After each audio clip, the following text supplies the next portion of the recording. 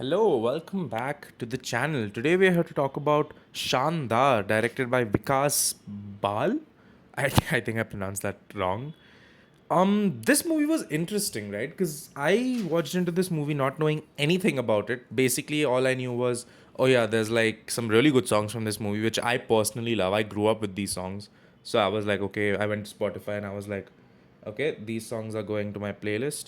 I just realized I'm bleeding from my hand. Hold on.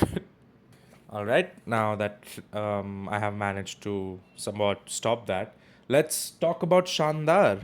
So, immediately, the movie feels too dragged out, right? I think the movie is a bit too long. And also, you can tell the movie is made for a certain audience. Like, this movie is especially made for, like, audiences who like the very, turn your brain off, fun family movie. It's like a very generic ass movie, right? It's like made for people who like all this flashy stuff, and like it just works. Although Shandar famously bombed at the box office, and it's clear to see why. Like, it's just, I can see why a lot of people wouldn't like this movie, because I think this movie came out in like 2015, and by that point these kind of movies were already generic as hell. So it makes sense why Shandar ended up failing. And to be honest, I do believe it deserved it. It's not a great film as such. However, I think there's, some charm to this film. Like, I think Alia Bhatt and Shahid Kapoor's chemistry is very sincere. It feels very, I mean, like there's this one part where like they get over their insomnia together, which is kind of corny, but it's also kind of sweet, and it's nice.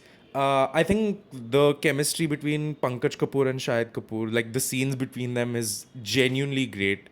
Like, I think the only times I was actually smiling during the film was when Pankaj Kapoor and Shahid Kapoor were having like their fun little quirky moments together. Because I was like, this is cute, dad and son, and yeah, it's just great. It's kind of hard to believe Shahid Kapoor is Pankaj Kapoor's son, but yeah. Alia Bhatt is also doing a fine job. She's not doing the best. I still think Shahid and Pankaj Kapoor are the best parts of this film. She's doing a fine job.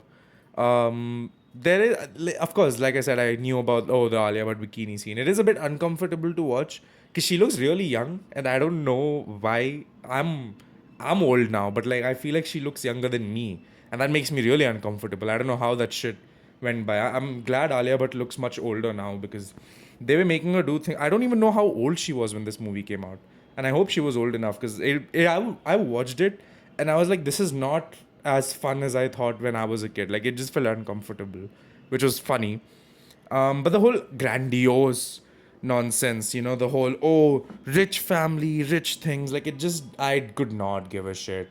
Like, I could not care about, oh wow, these rich people are trying to get these people married and the other people are, like, it was just a lot of interpersonal drama bullshit.